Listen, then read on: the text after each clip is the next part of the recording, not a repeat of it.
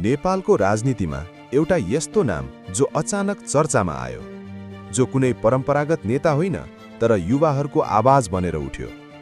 हिजो जो सडकमा करप्ट सिस्टम विरुद्ध र भुइँ मान्छेको अधिकारका लागि लड्दै थियो, आज उनी सिधै यो देशको सम्पूर्ण सुरक्षा संयन्त्रको कमान्ड बोकेर सिंहदरबारको सबैभन्दा शक्तिशाली कुर्सीमा राज गरिरहेका छन्। डीजेबाट आन्दोलनकारी, आन्दोलनकारीबाट सांसद र आज नेपालका गृहमन्त्री। यो कथा हो सुदन गुरुङको। 18 जुलाई 1987 गोर्खाको एउटा दुर्गम गाउँ चुमनुब्री, एउटा एकदमै साधारण परिवारमा सुदनको जन्म भयो। तर उनको बाल्यकाल अस्थिर थियो। सुदन आफ्नो आमा बुबासँग हुर्किन पाएनन्। उनी आफ्नो हजुरबुबा हजुरआमासँग चितवनमा हुर्केका हुन्। उनी कहिले धनकुटा पुगेर आफन्तकोमा बसेर बाल संसार स्कुलमा पढे त कहिले चितवनको गर्मीमा भौतारिए। उनको बसाई हजुरबुबा हजुरआमा आफन्त र होस्टेलमै फेरिँदै गयो। सङ्घर्ष गर्दा गर्दै उनी नेपालको राजधानी काठमाडौँको आइपुगे। राजधानीको लाइफ सुरुमा सोचे जस्तो सजिलो थिएन। उनले सुरुमा ठमेलको एउटा कल सेन्टरमा काम गरेर आफ्नो दिन काटे। त्यही बेला उनी साथीहरूसँग क्लबमा गएर एक्लै 3 घण्टा नाचे। नाच्ने बेला उनले आफ्नो सबै दुःख र टेन्सन हराएको महसुस गरे। आफू जस्तै अरूको दुःख मेटाउन र अरूलाई सुखी बनाउन उनी ठमेलको एउटा क्लबमा डीजेको रूपमा काम गर्न थाले। र 2012 मा उनी भने डीजे सुदन। तर कसलाई थाहा थियो र डीजेको म्युजिकमा रमाइरहेको केटाको जीवनमा एउटा तुफान आउनेवाला थियो। विक्रम सम्वत 2072 वैशाख 12 गते नेपालमा 7.8 रेक्टरको ठूलो भूकम्प गयो, जसले देशलाई तहस नहस बनाइदियो। झन्डै 900 मान्छेको ज्यान गयो। त्यो बेला सुदन आफन्तले पुलिससँग लफडा गरेको कारण उनी पुलिस स्टेसनभित्र कुरा गर्न गएका थिए। एक्कासी जमिनै फुट्ला जस्तो गरी हल्लियो। सबैजना आफ्नो ज्यान जोगाउनतिर लागे।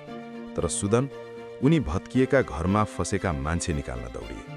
उनले एउटा घाइते मान्छेलाई आफ्नो स्कुटरमा राखे अनि रकेटको स्पिडमा स्कुटर वीर हस्पिटल पुर्याए। हस्पिटलको त्यो भिडभाड अनि रुवासीको बीच एउटा आमा आफ्नो सानो बच्चा बोकेर रोइरहेकी थिइन्। सुदनले त्यो बच्चालाई आफ्नो हातमा लिए अनि इमर्जेन्सी वार्डतिर कुदे। वार्डको ढोका नजिकै पुगिसकेका थिए, तर डाक्टरको हातमा पुग्नु अघि नै सुदनकै हातमा त्यो सानो बच्चाको मृत्यु भयो। त्यो घटनाले सुदनलाई भित्रैबाट टोडिदियो। उनी त्यो दिनभरि घाइते र डाक्टरहरूलाई हेल्प गरे। उनी त्यो सोशल मिडियामा पोस्ट गरे। पोस्टमा लेखिएको थियो, हामीलाई भलन्टियर चाहियो। भोलिपल्ट बिहान 200 जना युवाहरू उनको अगाडि उभिएका थिए। अब सुदन एक्लैबाट समूहमा भए। उक्त समूह लिडर भई महिनौं घाइते र डाक्टरहरूलाई हेल्प गरे। केही दिनभित्रै त्यो 200 सङ्ख्या बढेर 1600 पुग्यो। अब त्यो टिम हस्पिटलदेखि विकट गाउँसम्म पुग्यो। अभावमा परेकालाई राहत बाँड्यो। तर ग्राउन्डमा काम गर्दा सुदनले सरकारको चरम ढिलासुस्ती अनि हरेक क्षेत्रमा चरम भ्रष्टाचार देखे। त्यसपछि उनीहरू सिस्टम विरुद्ध खुलेर लड्न थाले। सुदनले आवश्यक परेका मान्छेहरूलाई निस्वार्थ सहयोग गर्ने उद्देश्यले मूर्त रूप लियो अनि जन्मियो हामी नेपाल, सङ्कटमा परेको देशलाई उठाउने आशाको एउटा नयाँ युथ आर्मी। तर अहिलेसम्म हामी नेपाल एनजिओ दर्ता भइसकेको थिएन। सन् 2020 संसारभर कोभिडको त्रास फैलिरहेको थियो। विश्वभरि लकडाउन लागेको थियो। मान्छेहरू घरभित्रै थुनिएका थिए। मानिस र यो पृथ्वी बाँच्छ कि बाँच्दैन भन्ने त्रास फैलिरहेको थियो। र त्यही क्राइसिसको बीचमा हामी नेपाल एउटा अफिसियल संस्थाको रूपमा दर्ता भयो। अब हामी नेपाल पीडितहरूलाई राहत सामग्री वितरण गर्न सुरु गरे। त्यो राहत उनी डोनेसनको रूपमा प्राप्त गर्थे। हामी नेपाल एनजिओले डोनरबाट डाइरेक्ट सामान नै प्राप्त गर्थे र पीडितहरूलाई वितरण गर्थे। उनी पीडितहरूका लागि भगवान र सेवा गर्न चाहनेहरूका लागि माध्यमको रूपमा काम गर्न थाले।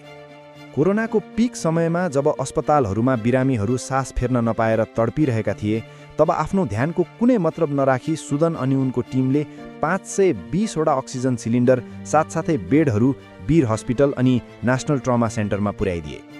सन् 2021 को जुलाई महिनामा अत्याधिक वर्षाका कारण ठूलो बाढी आउँछ, जसमा सयकडौँ मान्छेको ज्यान जान्छ र हजारौं घाइते हुन्छन्।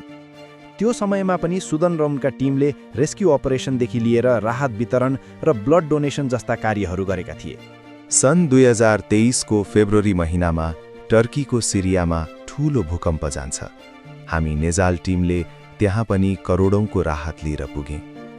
यही ग्राउन्ड लेभलको कामले गर्दा उनीहरूले 360 इम्प्याक्ट अवार्ड 2020 मा प्राप्त गरे र पछि बारबारा फाउन्डेसनको ठूलो सम्मान पनि पाए। तर ग्राउन्डमा जतिसुकै हेल्प गरे पनि करप्सन र सरकारी ढिलासुस्तीले सुदनको मनभित्रको रिस अब बिस्तारै आउट अफ कन्ट्रोल हुँदै थियो। र सन् 2025 मा एउटा टर्निङ पोइन्ट आयो। धरानको बप्पी कोइराला स्वास्थ्य विज्ञान प्रतिष्ठानमा ट्रान्सपेरेन्सीको माग गर्दै आन्दोलन चर्कियो।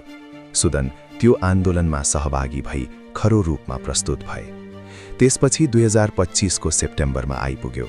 सोशल मिडियामा 81 एउटा नयाँ ट्रेन्ड सुरु भयो, नेपो बेबीहरूलाई एक्सपोज गर्ने। ठूला नेता अनि पावरफुल मान्छेका छोराछोरीले कसरी बिना मेहनत पुरै सिस्टम कब्जा गरेका छन् भन्ने कुरा भाइरल हुन थाल्यो। त्यतिबेला सरकारले आगोमा पेट्रोल हाल्ने काम गर्यो। सरकारले सोशल मिडिया नै ब्यान गरिदियो, जसले युवाहरूको रिसमा पीक लेभलमा पुग्यो। सेप्टेम्बर 8 नेपालको राजनीतिक इतिहासमै पहिलोपल्ट युवाहरू सडकमा उत्रिए र सरकार सिस्टम अनि करप्सन विरुद्ध नारा लगाउन थाले। सुदन अनि उनको हामी नेपाल टिमले प्रोटेस्टर्सहरूलाई पानी र जुस बाँड्दै थिए। तर केही बेरमै सडकको माहौल 81 मडियो। प्रहरी र स्टुडेन्टहरूबीच अचानक भयानक झडप सुरु भयो। स्थिति आउट अफ कन्ट्रोल भयो। जुन हातले अघिसम्म पानी बाँडिरहेका थिए, अब तिनै हातले रक्ताम्य भएका घाइतेहरूलाई इमर्जेन्सीमा उपचार दिन थाले। त्यो दिन 19 जना निर्दोष युवाहरूले ज्यान गुमाए र हजारौं घाइते भए।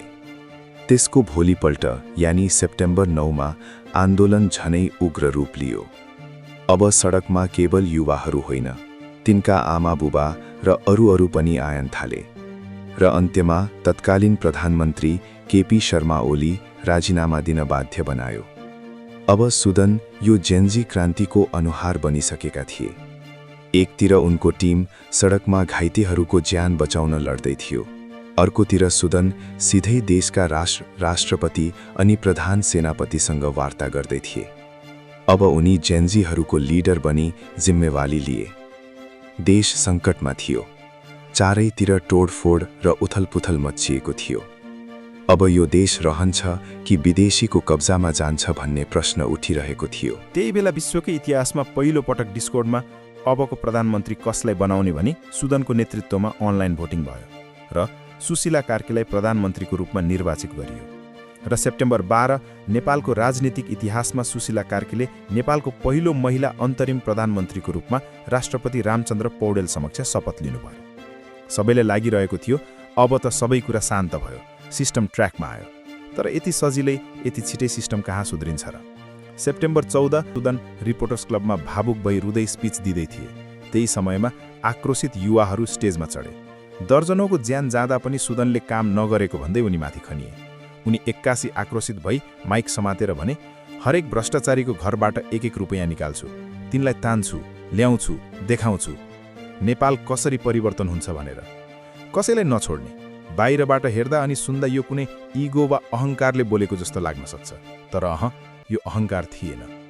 यो त त्यो मान्छेको रुवाई थियो जसले आफ्नै हातमा एउटा निर्दोष बच्चाको ज्यान गएको महसुस गरेको थियो। आन्दोलनको केही दिन परि एमाले फेरि जेन्जी सबै हत्यारा हुन् भनी अभिव्यक्ति दिन थाले र आन्दोलनमा सहभागी भएका जेन्जीहरूलाई थर्काइरहेका थिए। यही सन्दर्भमा 12 जिल्लाको सिमरामा जेन्जीलाई कुटपिट गर्ने धम्की दिएकै कारण नेकपा नेता किसान श्रेष्ठका घरमा धम्की नदिन चेतावनी दिन पुगेका थिए। उनी जेन्जीका हत्यारालाई कारवाहीको दबाब तत्कालीन गृहमन्त्री ओम प्रकाश अर्याललाई दिए पनि अर्यालले कारवाही गरेनन्। राजनीतिबाट म सधैँ टाढा बस्छु भनेर कसम खाए तापनि उनी सिस्टम सुधार्न सिस्टममा जानै पर्छ महसुस गरे। त्यसपछि उनले एउटा यस्तो मास्टर स्ट्रोक खेले जसले देशको पुरै राजनीति मडिदियो। आफू मैदानमा उत्रिनु अघि उनलाई एउटा कुरा राम्रोसँग थाहा थियो, बालेन र रासोपा एउटै ठाउँमा नल्याएसम्म पुरानो नेताहरूको सिन्डिकेट कहिल्यै तोडिनेवाला छैन। त्यही बेला रवि र बालेन बीच एउटा गोप्य मिटिङ चलिरहेको थियो।